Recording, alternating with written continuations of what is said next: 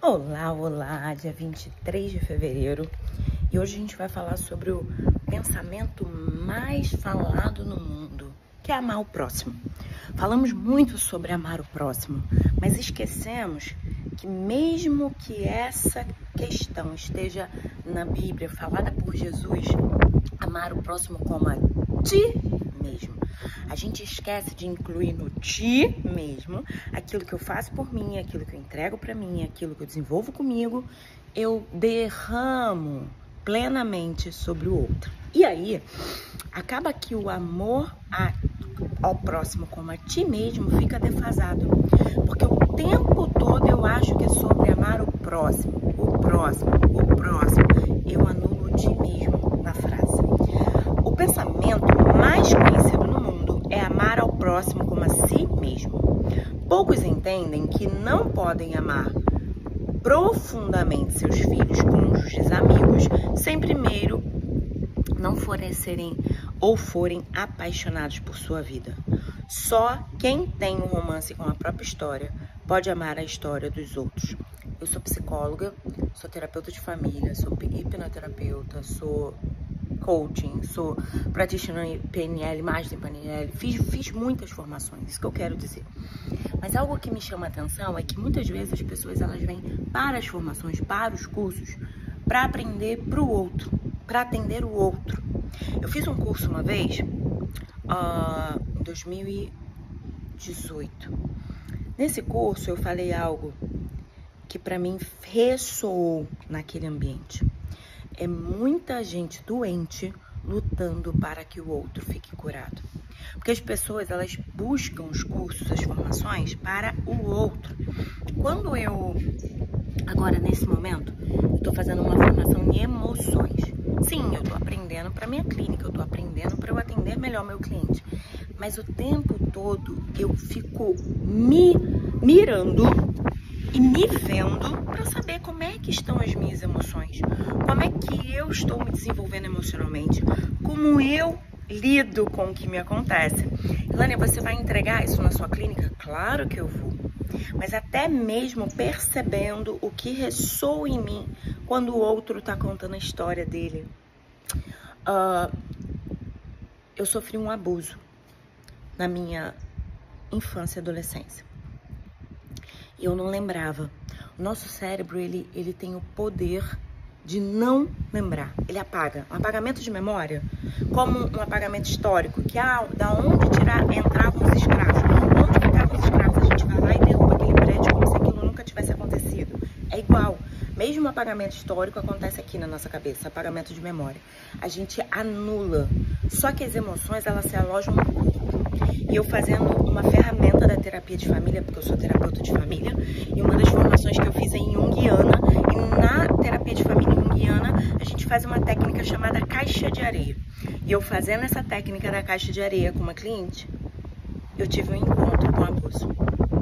Eu respirei, porque graças a Deus eu faço terapia, graças a Deus eu trabalho em mim. Eu respirei, eu me regulei, continuei a técnica com a cliente e fui para minha terapia tratar aquilo. Estava em mim o trauma, o abuso, a violência. E o que eu quero dizer para você? Que às vezes, no momento de você escutar a história de alguém, você chora copiosamente, você não sabe por quê. Não saber por quê não significa que não tem nada disso em você. Tem algo em você. E enquanto você não traz o inconsciente para o inconsciente, você vai ficar chorando e chorando por aquilo que você não sabe o que é. Então se abra para a sua cura, amar o próximo como a ti mesmo. Muitas pessoas, né? Pessoas que foram abusadas, enfermeiros, médicos, pastores, líderes religiosos, pai de santo, mãe de santo, padre. Muitas vezes essas pessoas, elas estão no status de salvadores, para salvar o outro daquela dor que ela não quer olhar e tratar. Lânia, você está falando besteira, onde está isso? Codependência nunca mais. E todos os livros falando sobre dependência. A síndrome da salvadora, a síndrome do impostor, na terapia do esquema, estou falando nomes de livros, tá, gente? Esses nomes são de livros. Na terapia do esquema, dependência, competência, auto-sacrifício, direcionamento para o outro, tudo relacionado eu atendo as necessidades. Ó, tô dando tudo que é meu pro outro. Bagaceira. Vai dar ruim, vai dar ruim. Porque se o outro não te devolver, você vai se sentir sempre incompleto, insatisfeito. Isso não é bom. Só quem tem um romance com a própria história pode amar a história dos outros. Você quer amar o outro de verdade? Ame a sua história. E deixa eu te falar uma coisa. Foi muito importante pra mim ter vivido aquela... Outro dia eu escutei uma psiquiatra falando... porque tem uma técnica... Eu sou consteladora familiar, mas ela tava falando da constelação. Porque o cliente foi fazer uma constelação e desregulou porque teve um contato com a história. Eu fui fazer cineterapia no Divertidamente com alguns clientes. E eu tive uma cliente que teve um síndrome do pânico no filme Divertidamente, quando viu a cena da ansiedade no final. Então a gente vai falar assim, eu vou te botar numa caixinha e você não faz constelação, você não vai ao cinema, você não vai ao teatro, você não tem amigos, você não escuta música, porque tudo pode disparar alguma coisa em você. Eu, quanto profissional, eu tenho que estar firme, sabendo, portadora da técnica e da ética, para te ajudar a vivenciar o seu trauma, caso ele dispare diante do encontro com algo. Tá entendendo? Então, assim, cuidado. Eu costumo dizer lá na creche, com as crianças bebezinhos, lá a gente recebe a partir de 4 meses. Eu falo para os pais, querido pai, querida mãe, a criança que nada pode fazer, nada pode desenvolver. Então você pode fazer tudo você pode fazer. Só que você tem que saber que lugar que você tem que ir para se curar. Qual profissional que você vai procurar para te ajudar a superar essa dificuldade, ok? Então vamos lá.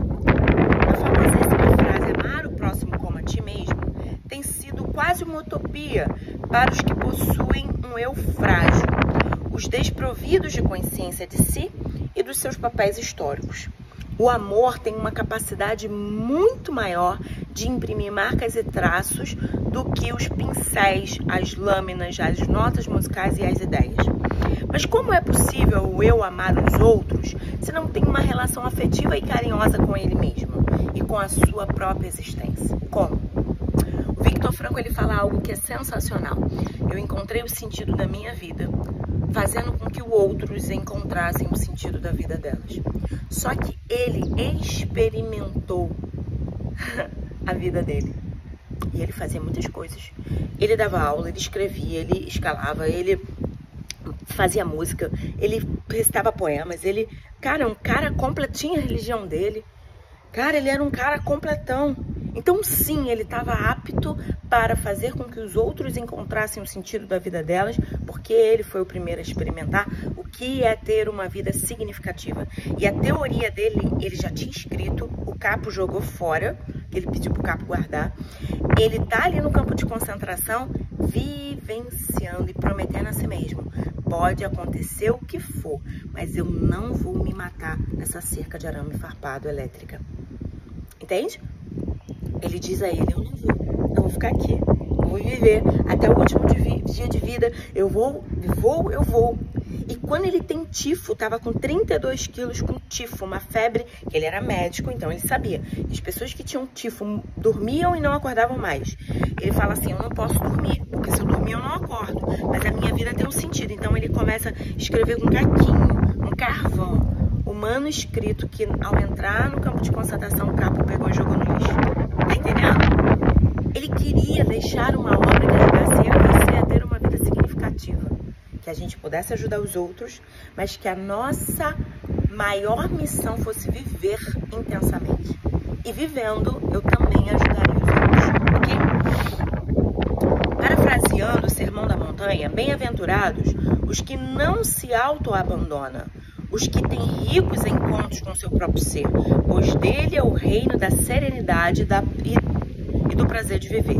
Felizes os que humildemente olham no espelho da sua psique, que descobrem que não são deuses, que procuram superar a necessidade doentia de poder, de controlar os outros, de se fixar em preocupações, pois deles é o sabor inefável da liberdade e o paladar inexprimível da sabedoria. Você quer viver a sua vida? Treine sua capacidade de se amar, ter liberdade, sabedoria, esperança, relacionamentos saudáveis, contemplação do belo, respirar e pensar o que vai fazer em vez de reagir, bate e rebate.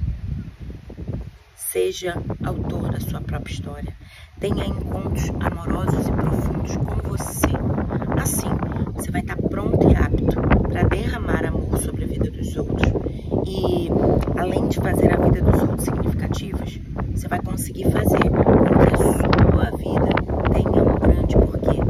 E Viktor Frankl fala de Nietzsche, né? Quem tem um porquê viver pode suportar quase qualquer como. Tenha um porquê viver. E tenha você na sua agenda. Porque quem não tem agenda fica na agenda do outro. Se coloca na agenda. Escreva seu nome lá. Se priorize, se ame. Pare de esperar que os outros te entreguem aquilo que só você pode se entregar. Que é o amor próprio. Beijo no seu coração e até amanhã.